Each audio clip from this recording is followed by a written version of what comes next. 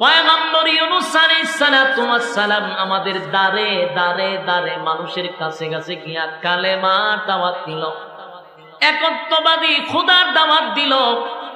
লোকটার দাওয়াত তো গ্রহণ করলাম না, লোকটার কথা তো মানলাম না, বরং উল্টা তার উপরে নির্যাতন করলাম। লোকটারে আমরা লাঞ্ছিত করলাম, অপমানিত করলাম। এখন তো আসমান কালো হয়ে গেল গো, এমনকি বিকট থেকে বিকট আওয়াজ শুরু হয়ে গেছে। ঘটনা তো ঘটে গেছে, গজব আসবে সন্দেহ নেই। এখন এরা নিজেরাই কান্দে আর বলে, হায় রে, ইউনূস যদি থাকতো তাহলে তার কাছে গিয়া ক্ষমা চাইতাম। ইউনূস যদি থাকতো তার কাছে গিয়া ক্ষমা চেয়ে তার মালিকের উপরে ঈমান এনে কালেমা পড়তাম। কিন্তু এখন ইউনূস রাগ করে চলে গেছে, গজবও আমরা দেখে ফেলেছি। গজব দেখে ফেলেছি, গজব আসবে এর মধ্যে কোনো সন্দেহ নাই। কিন্তু আমাদের যদি কিছু করার থাকে আমরা করতে হবে। ঠেলার নাম বাবাজি, ঠেলা পড়ছে, এখন কয় জাগাতে আসমান কালো হয়ে গেল। আওয়াজ যত সময় যায় তত বিকট থেকে বিকট আওয়াজ বাহির হইছে। এখন কি করা যায়? কান্না শুরু করছে। মাতব্বর যারা ছিল সবাই একত্রিত হইয়া বলে, শোনো, সময় খুব কম, গজব যদি আসে সবাই একসাথে ধ্বংস হবে। ইউনূস নাই, কিন্তু আমাদের কিছু করার থাকলে আমরা করি। নিনওয়া নামক শহরের মানুষগুলি সবাই যার যার ঘর থেকে বাহির হইয়া খোলা আকাশের নিচে এসে তারা নিজেরাই কাপড় খুলে, গর্তরের কাপড় খুলে চাটাই দিয়া তারা মরি দিয়া বসে বসে বৈশা সেজদায় পড়িয়া নিজের থেকেই তারা কালেমা পড়তে লাগলো আর বলতে লাগলো, মালিক, অন্যায় করে ফেলেছি, অপরাধ করছি মালিক, বুঝতে পারি নাই গো, তোমার পয়গম্বর ইউনূস আমাদের দারে দারে দারে দারে দারে দারে গড়ে গড়ে আসছে, আমাদের কাছে কালেমার দাওয়াত দিল, কিন্তু পয়গম্বরকে চিনতে পারি না, এত কাছে তাই কাও। আফসোস আফসোস আফসোস, কান্না শুরু করছে। সেজদায় পড়িয়া কান্না শুরু করে দিল, সেজদায় পড়িয়া কান্না শুরু করছে আর বলে, মালিক রে, গজব তো আমরা দেখা বানাইছি, আল্লাহ বুঝতে পারি নাই, অপরাধ করে ফেলেছি, অন্যায় করে ফেলেছি, আল্লাহ আপনার দরবারে ক্ষমা চাই। ইউনূস থাকলে ইউনূসের পায়ে ধরে মাফ চাইতাম, ইউনূস থাকলে ইউনূসের হাতে ধরে কালেমা পড়ে ঈমান আনতাম। আজকে ইউনূস নাই, কার কাছে যাবো গো মালিক? অন্যায় তো করছি, অপরাধ তো করছি, স্বীকার করে তোমার কাছে তোমার একত্ববাদী খোদা স্বীকার করে নিলাম, কালেমা পড়লাম, আমাদের দ্বারা এমন অপরাধ হবে না। আল্লাহ ইউনূস পয়গম্বরকে আমাদের কাছে ফিরাইয়া দেন, যে অপরাধ করছি আর কোনোদিন এমন অপরাধ করব না। এই নিনওয়া শহরের মানুষ সেজদায় পড়িয়া এমন কান্না শুরু করছে রে, কানতে কানতে কানতে কানতে তারা বেহুশ হয়ে যায়। গজব দেখছে, এখন ভিতরে ভয় ঢুকছে, ইউনূস নবীর কথাও স্মরণে পড়ছে, এবার কান্না শুরু করছে। আল্লাহ ডাক দিয়া বলে, জিবরাইল, আমি তো গজব দিয়েছিলাম নাফরমানদের উপরে যেন গজব পড়ে, নাফরমানদেরকে ধ্বংস করার জন্য গজব পাঠাইছি, কিন্তু এখন আর জমিনে নাফরমান নাই রে, জমিনে কোনো নাফরমান নাই, সবগুলি আমি মালিকের উপরে কালেমা পইরা ঈমান আনছে। তারা তো এক আল্লাহর উপরে ঈমান আনলো, আমার নবী ইউনূসের প্রতি ঈমান আনছে। জিবরাইল, আমার গজব তো নাফরমানের জন্য, নাফরমানের জন্য, নাফরমানের জন্য, যারা আমি আল্লাহর নিয়ামত খাইয়া নিয়ামত ভোগ কইরা নাফরমানি করে, আমি আল্লাহর নিয়ামত খাইয়া নিয়ামতের অস্বীকার করে, সারাটা জীবন আমি আল্লাহ যাদেরকে নিয়ামত দিলাম কিন্তু জীবনটা শুধু নাফরমানি করে গেল, তাদের জন্য আমার গজব।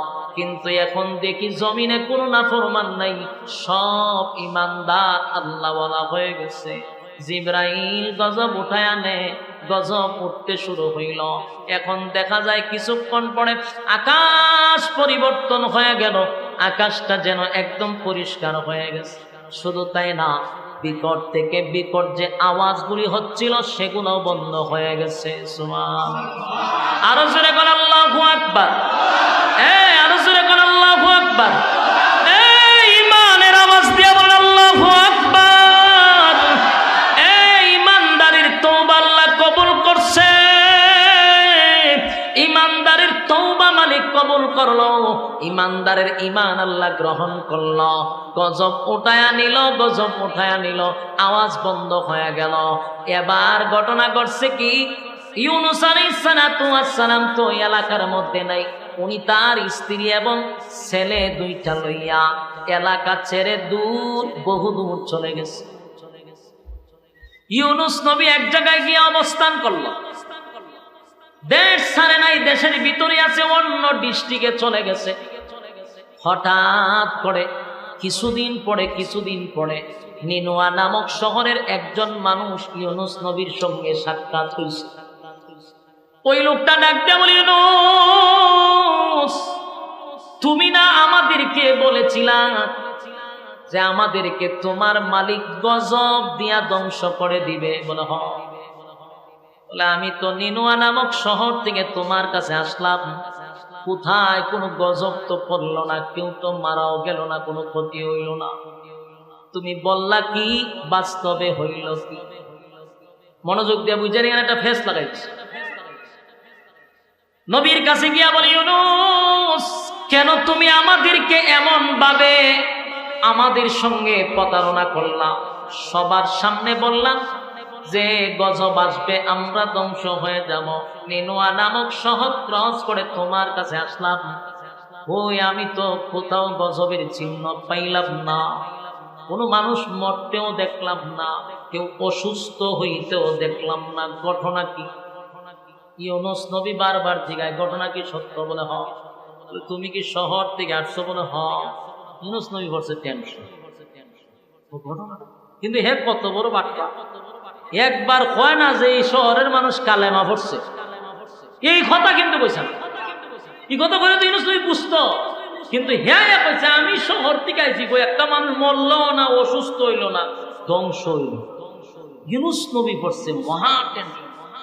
হইলে কি তা আল্লাহ না আমার সাথে ওয়াদা করলো, আমার দিয়ে আল্লাহ কইলে আর আগে কইবার লেগেছে গজব দিয়া ধ্বংস করে দিল। আমি গানাইলাম গজব দিল না, এটা কোন তাল বাহানা? ইউনূস নবী পড়ছে মহা মুশকিল। তখন ইউনূস নবী সিদ্ধান্ত নিচ্ছে, দিতা যে শয়তানের শয়তান, 40 বছর দাওয়াত দিছি, দাওয়াত গ্রহণ করছে না। গজব আইব আমি হুক এরারে বলছি, এরপরে এরা ভয় পাইছে না। গজবের দিন তারিখ ঠিক করছি, গজব আইছে না। এখন যদি আমি শহর ঢুকি, আমার বাইরে আমার লাগব কথা, এখন আস্থা রাখবো নি।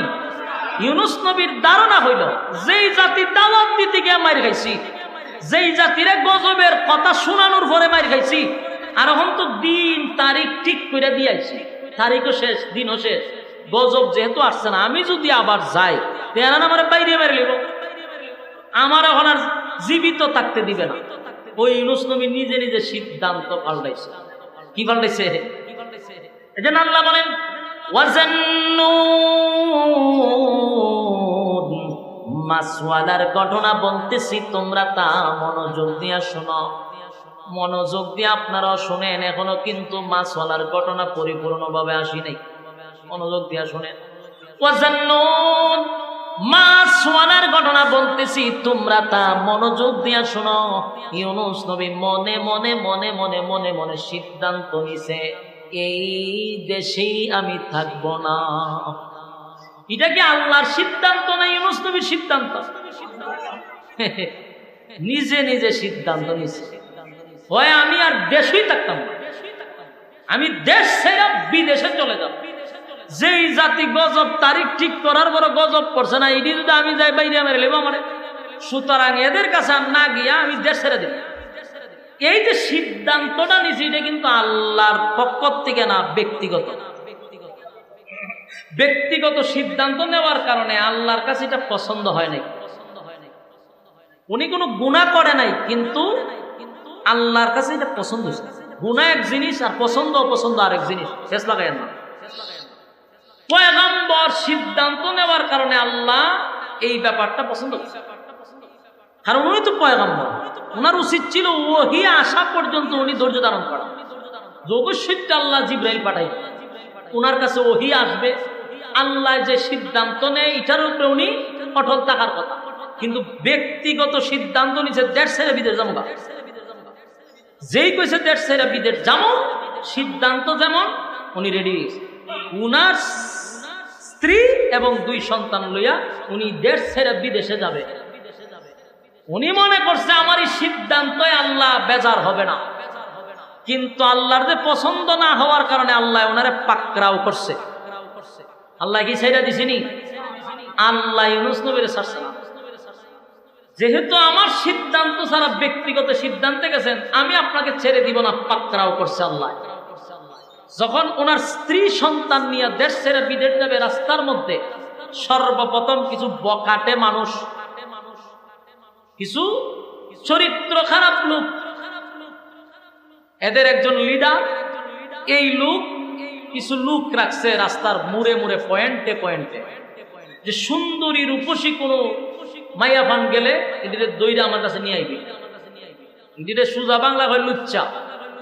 আপনারা কমিল্লা কিতা করেন মাথা না, বড় সুন্দর বউ আছে, এরপরে চোখ জাগাত থাকে না, উল্টা পাল্টা সাইরম লোক আসেনি, তুই রম একটা লুচ্চা, এর ঘরে বউ আছে, কিন্তু হে সুন্দর মাইয়া ফান দেখলে রাস্তা থেকে জোর করে উড়ে লুয়ে পড়ে। এরকম এক লোক রাস্তার মধ্যে দাঁড়া। ইউনূস নবী তার সন্তান এবং বাচ্চা নিয়ে যখন রাস্তা দিয়ে যাইতেছে, এই বখাটের লোকগুলা ইউনূস নবীকে আটকাইছে রাস্তা। এই মহিলাকে আমাদের হাতে দিয়া দেয়। চিন্তা করে এখন পয়গম্বরের স্ত্রী, হেরা ভেরা তো বলে তুলে দিত। ইউনূস নবী কয়টা কখনো সম্ভব না, আমি আল্লাহর পয়গম্বর, আমার স্ত্রী হয়, স্ত্রী মেরে বুঝি না, তোমার ছেড়ে দিছি, তোমার সন্তান ছেড়ে দিছি, কিন্তু এই মাইয়া লয়ে যাওয়া, বউ লয়ে যাওয়া দিত, স্ত্রীরা আটকাই দিছে। কিন্তু ইউনূস নবীর স্ত্রী ডাক দিয়া বললেন যে প্রাণের স্বামী, আপনার যে গন্তব্য আপনি রওনা দিয়েছেন চলে যান, আমার নিয়ে আপনি টেনশন করেন, আমার হেফাজতের দায়িত্ব আল্লাহ। উনি উনার স্বামীরে সান্ত্বনা দিতেছে যে আপনি আমার লাই উনি চিন্তা করেন, আমার হেফাজত আল্লাহ স্বয়ং করবে, এটা আমার বিশ্বাস, আমার একটাই। ইউনূস নবী চিন্তা করলো সময় নষ্ট করে লাভ, আমার বিবি যেহেতু কইতাছে তার হেফাজত আল্লাহ করবে, আল্লাহ তো হেফাজত করবে, আমার ওই বিশ্বাস আছে, আমি যাই। উনি উনার 2 ছেলেরে নিয়ে রওনা দিছে। খুব খেয়াল করবেন, পাকড়াও করছিনি, ধরছিনি, আল্লাহ শুরু হয়েছে খালি। ওয়াজান্নুন, মাসওয়াদার ঘটনা বলতেছি, তোমরা তা মনোযোগ দিয়ে শোনো। মাসওয়ালাকে আমার মালিক পাকড়াও করছে গো। মালিক কিন্তু ইউনূস নবীরে ধরছে। সর্বপ্রথম বিবিরে আটকায়া দিল বকাটে লোকগুলা। বিবিরে লইয়া উনি কিন্তু যেতে পারে নাই, স্ত্রীরে রাইকা 2টা সন্তানকে লইয়া রওনা দিছে, দেশ ছাইরা বিদেশে চলে যাবে। যেই মাত্র দেশ ছাড়তে গেলে সামনে একটা নদী আছে, নদী ক্রস করে না যাইতে, এখন নদী পার হইয়া উনি যাইব জাহাজে উঠতে, ছোট্ট একটা নদী সামনে। যেই বাচ্চারে কুলে লইয়া আরেক বাচ্চারে ফারে রাখিয়া গেছে ওই পারে যাইতে, এক মা ছাইয়া এই বাচ্চাটারে টান দেয়া লইয়া গেছে। কুলের বাচ্চারে কি করছে? মাছে নিয়ে গেছে, ছেলে না রয়েছে কয়জন, ধরছেনি আল্লাহ। আপনারা মনে খুব বিরক্ত লাগতেছে না, আমি বুঝতেছি ছেড়ে দিতেছি আমি বেশি সময়, যেখানে ওয়াজ করে আমারও ভাল লাগে না, আপনারও ভাল লাগে না, থেকে নইব আপনারা লক্ষণে বোঝা যায় আপনারা খুব বিরক্ত। আওয়াজও না জানি তুলি যে আপনারা যদি সারা শব্দ নাই ঘটনা কি বিরক্ত লাগলে আমরা কই, মনোযোগ দিয়ে শুনেন। এখন ইউনূস নবীর প্রথম স্ত্রীকে বকাটে আটকাই দিছে, কুলের সন্তানটাকে মাছে নিয়ে গেছে, ধরছেনি আল্লাহ, পাকড়াও করছেনি। ওয়াজান্নুন, মাছওয়ালার ঘটনা বর্ণনা করতেছি, তোমরা তা মনোযোগ দিয়া শোনো। আমি মাছওয়ালারে ধরছি, মাছওয়ালারে পাকড়াও করছি। এবার ইউনূস নবী গেলেন বড় ছেলেটারে নিয়ে নদী পার হবে, তাকায়া দেখে বড় ছেলেটারে বাগে নিয়ে দৌড় শুরু করছে। কথা কি বুঝতেছেন? বড় ছেলেটারে কিসে নিছে? বাগে নিয়ে দৌড় মারছে। হায় হায় হায়, চতুর্দিক দিয়ে বিপদ আর বিপদ। ধরছে তো মালিক পাকড়াও করছে, দৌড়ে লিছে। ইউনূস আলাইহিস সালাম মনে করছিল ওনাকে ওনার মালিক পাকড়াও করবে না, কিন্তু ব্যক্তিগত সিদ্ধান্ত নেওয়ার কারণে আমার মালিক কিন্তু ওনার উপরে বিষয়টা এত সহজে নেয় নাই, আল্লাহর পছন্দ হয় নাই, তাই আল্লাহ পাকড়াও করছে। স্ত্রীকে বগাড়ে নিয়ে গেল, ছোট সন্তানটাকে মাছে নিয়ে গেল, আর বড় ছেলেটারে নিয়ে গেল বাগে। এবার নিঃস্ব হইয়া একেবারে আর কেউ নাই, সন্তান নাই, স্ত্রী নাই, কেউ নাই, একা হয়ে গেছে। ইউনূস নবী এবারও সিদ্ধান্ত নিল দেশ ছেড়ে বিদেশ চলে যাব, যেই জায়গায় স্ত্রী নাই, সন্তান নাই। কওমের মানুষগুলো আমার কালেমাও পড়ে না, মনের মধ্যে ব্যথা লইয়া নদীটা পার হইয়া যখন যাত্রীবাহী জাহাজে উঠছে, ওইটা উনি একটা জায়গায় নীরবে বসে রয়েছে। যাত্রীবাহী জাহাজ সাগর পাড়ি দিয়া তারপরে গন্তব্যে যাবে। মাছ নদীতে যাওয়ার পরেই এখন আর জাহাজ সামনে যায় না, শুধু জায়গায় ঘুরে। পাকড়াও কি শেষ না আরো রয়েছে? কথা দিয়ে কন্যা হয়েছে, পাকড়াও কিন্তু শেষ হয়েছে না, ধরছে। এখনো মাছওয়ালার ঘটনা শুরু হয়েছে খালি মাত্র। ওয়াজান্নুন, মাছওয়ালার ঘটনা বর্ণনা করতেছি, তোমরা তা শোনো। মাছওয়ালায় কিন্তু জাহাজে উঠছে, দেশ ছেড়ে বিদেশে যাইব। এখনো পাকড়াও শেষ হয় নাই, মালিক কিন্তু এখনো ধরার বাকি রয়েছে। জাহাজ এখন পানির মধ্যে জায়গায় ঘুরে, জায়গায়। এখন যাত্রীবাহী জাহাজে যত মানুষ আছে, এরকম ঘটনা কি? তো ঘটনা কি? প্রতিদিন আমরা যাই, প্রতি সপ্তাহে একবার যাই, এরকম টিলিস্মিতে তো দেখছি, এরকম নাটক তো দেখলাম না যে জায়গা তুই ঘুরে। ঘটনা কি? লক্ষণ খুব খারাপ, লক্ষণ খুব খারাপ। লক্ষণ খারাপ কিতা বলে? লক্ষণ খুব খারাপ। নিশ্চয়ই কেন কোনো পাপিষ্ঠ লোক আছে, লক্ষণ তো খারাপ দেখতে। জায়গা ঘুরে গেলে একজনে জায়গা ঘুরে, তার কারণ হইল যাত্রী বেশি উঠে গেছে, যাত্রী কমাই তুইব। তখন মায়ের সাগর যদি কেউ কয় যাত্রী কমাই তুইব, চিন্তা করেন চাই প্রত্যেকটা যাত্রীর ভিতরের অবস্থা কি তুইব বলে বইটি কি তা মায়ের সাগরে যাত্রী কমাইব মানে কি পানি ছড়ানি ছাড়া কি উপায়? কথা কই, ও যাত্রী কমাই তুইব, ওই যাত্রী কিছু কমাইলে অটোমেটিকলি গুড়া বন্ধ হয়ে যাব। যাত্রী খারে কমাইতা একজনে উঠে না আপনারা ভালাই দিয়ে ভাই মেয়ে ভাই দামি পেয়েছে দেখি মগের মূল লোক নাকি? তুমি যাত্রী আমিও যাত্রী, তুমি টাকা দিয়ে উঠছো আমিও, আমি ভর্তি করতে রাজি না। তখন কেউ কি রাজি হইব? কেউ রাজি হয়। তখন সবাই বইয়া কব নয়, এটা কইরা লাভ নাই, যে আমরা তো একটা অবস্থানে যাইতে হইব। তখন কেউই তো আর এই জাহাজ থেকে নিচে পড়তে চায় না। তখন কি করতাম? লটারি মারো, লটারিতে যার নাম উঠবে, হে যদি না লাগতেছে জোর করে বলাই দেওয়া লাগবে। আর যে পর্ব সে সিদ্ধান্ত নিয়ে নেবে যেটা আবার তোমার কপালের দোষ। তোমার ভাগ্যে আছি, তুমি সাগরে ফরতা, এটা তোমার ভাগ্যের ব্যাপার, তুমি ভাগ্যের উপরে ছেড়ে দাও।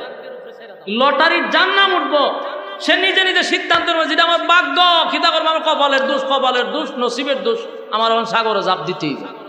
সবাই কহ এটা কথা ঠিক। মরলে এক দুইজন মরুক, কিন্তু পুরা জাহাজের যাত্রী মরে লাভ আসেনি।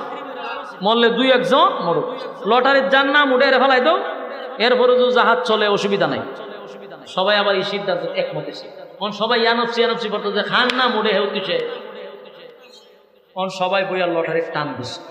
লটারির টান দেওয়া মাত্র সর্বপ্রথম যার নাম দৌড়ছে উনি ইউনূস পয়গম্বর। আল্লাহ সাইরা দিছে না দৌড়ছে? পাকড়াও খালি শুরু হয়েছে। কোন সাইরা দিছিনি না দৌড়ছে খালি? একজন আল্লাহ বলেন ওয়াজান্নুন, মাছওয়ালার ঘটনা বলতেছি, তোমরা তা শোনো। إذ ذهب مغاضبا فظن أن لن نقدر عليه فنادى في الظلمات। আল্লাহ কয় মাছওয়ালার ঘটনা খালি শুরু হইছে। বলুন মাছওয়ালার ঘটনা কি হইছে? খালি শুরু হইছে। এখন তো নাম উঠছে কার? ইউনূস নবীর নাম উঠছে। এখন ইউনূস নবীর নাম উঠছে, ইউনূস কাটাও কারণ এতক্ষণ সবার নামের লিস্টি নিয়ে তো লটারি দিছে। তো ইউনুসকে ছায়া দেখে ইউনুস নবী আতিল আমি কোন হেরা সবাই ছায়া দেয়, এমন সুন্দর চেহারা, চেহারা দেখতে জাহাজের সমস্ত যাত্রীরা কয় সর্বনাশ সর্বনাশ, এই লোককে যদি তোমরা সাগরে ফালাও, তো এখন তো সাগরের উপরে ঘুরতেছে জাহাজ, এই লোকরে ফালাইলে সাগরের পানির তলে ঘুরবো। লক্ষণ খুব খারাপ, কারণ যেই সুন্দর চেহারা, এই চেহারার লোক কোনোদিন পাপিষ্ট হতে পারে না, এই চেহারার লোক কোনোদিন পাপ করতে পারে না, এমন লোককে জাহাজ থেকে ফালাইলে ভয়ঙ্কর রূপ ধারণ করবে। সুতরাং এটা ভুলে উঠছে আরেকবার তো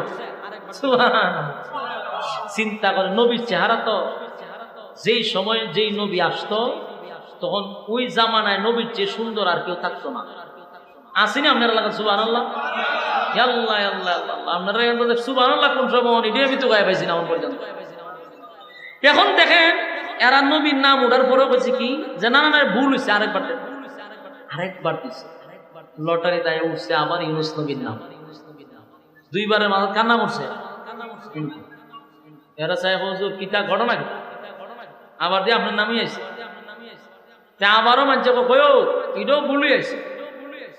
এমন লোক জাহাজত, এই জাহাজ থেকে যদি আমরা সাগরে ফেলাই, আমরার সামনে আরো ভয়ঙ্কর মুসিবত অপেক্ষা করতেছে। এটাও ভুলে উঠছে আরেকবার লটারি, তিনবারের মাথাতে ইউনুস নবীর নাম হয়েছে। ধরছে কে? পাকড়াও করছে। ইউনুস নবী তো বুঝে লাইছে যে ঘটনা তো রে ভিন্ন, আমার প্রতি অত দরদ দেখাইলাম না, আমার ভালো দেখ লক্ষণ খারাপ। কিন্তু এরা ঘুরে ঘুরে না না না সব বনাস, এই লোকরে ফালাইলে মুসিবত আছে, আমরা কোনো পরীক্ষা আছে। আরেকবার দিছে লটারিতে ইউনুস নবীর নাম। এইভাবে লটারি দিছে প্রায় 10 বার। কতবার? 10 বারের মাথায় যখন দেয় ইউনুস নবীর নাম হইয়াছে, তখন যাত্রীবাহী জাহাজের সমস্ত লোক একত্রিত হইয়া হুজুর মাফ করে দিন। কিতা করো? মাফ করে দিন হুজুর। কিতা বলো? বহুত চেষ্টা করছি হুজুর, আপনারা বাঁচাইবার লাগে, আমরা পানিতে না ফালাই পারলে বহুত চেষ্টা করছি হুজুর, আল্লাহর রাস্তায় মাফ করো। 2-3 জন ধরো হুজুর, হাত ভাও ধরো, ফালাই দো। ইউনুস নবী কয় আমি কি তোমরা কইছি যে 10 বার লটারি দিতা? আমি তো কইছি আমি মালিকের অনুমতি ছাড়া বাগরা বাইগাইছি, আমি আমার লাগে যে জাহাজ ঘুরতেছে সেটা তো আমি জানি, তোমরা তো আমার বারে বারে স্যাক্রিফাইস করতেছো, বারে বারে কই অত সুন্দর হুজুর কইয়া কইয়া আমারে তোমরা রাখছো, আমারে ফালাই দিবে, আমি নিজেই গেছি। কত হুজুর আল্লাহর রাস্তায় মাফ করেন, ধর হাত পাও ধরেছে না, ইউনুস নবীর উড়ায় ফেলাইছে। যেই মাত্র সাগরে ফালাইছে, পানির পড়তাছে না, মাছে গিলা লিছে, করছিনি বিপদ। কথা দিয়ে কন্যা আপনারা কিতা মনে হয় এটা গিচ্ছা শুরু করছি? গিচ্ছা না, কোরআনের কথা। দেখেন পানির পড়তে পারছে না, মাছে গিলা লিছে। তাফসীরের কিতাবে বিভিন্ন জায়গায় বিভিন্ন ভাবে আসছে। এক জায়গায় পাইছি একটা মাছে গিলার পরে এই মাছটা আবার আরেক মাছে খাই দিছে। কথা কি বুঝতেছে? এক জায়গায় এক মাছের কথা আসছে, আবার অন্য তাফসীরে 2 মাছের কথা আসছে। যে যেই মাছে খাইছে এই মাছরে আবার এর থেকে বড় একটা মাছে পুরা মাছ গিলা লিছে। আসেনি? সুবহানাল্লাহ, সুবহানাল্লাহ। আল্লাহ বলেন ওয়াজান্নুন إذ ذهب مغاضبا فظن أن لن نقدر عليه فنادى في الظلمات। ইউনুস নবী যখন মাছের পেটের ভিতরে চলে গেল, অন্ধকারের পর অন্ধকার, অন্ধকারের পর অন্ধকার। কয়টা অন্ধকারের ভিতরে গেছে জানেন? 4টা অন্ধকার। একটা হলো রাতের অন্ধকার, একটা হলো পানির নিচের অন্ধকার, আর একটা হলো প্রথম মাসের অন্ধকার, পরেরটা হলো দ্বিতীয় মাসের অন্ধকার।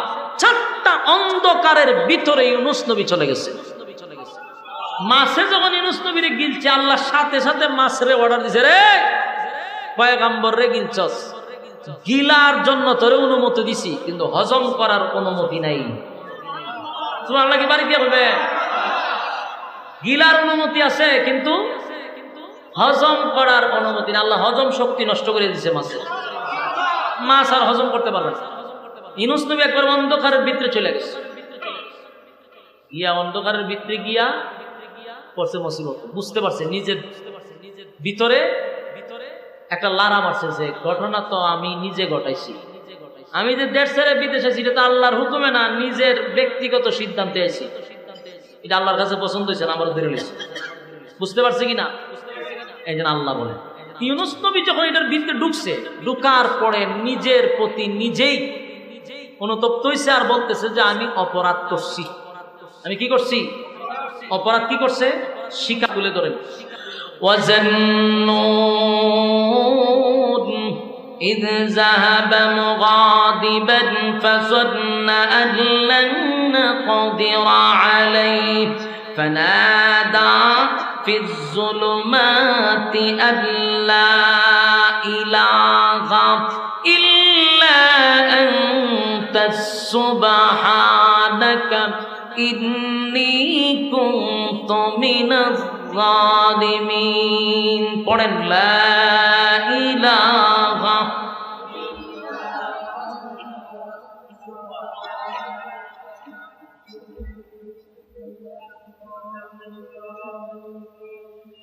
ইউনূস আলাইহিস সালাতু ওয়াস সালাম অন্ধকারের ভিতরে থাইকা ইউনূস নবী কিন্তু আল্লাহরে ভুলে নাই। সুবহানাল্লাহ।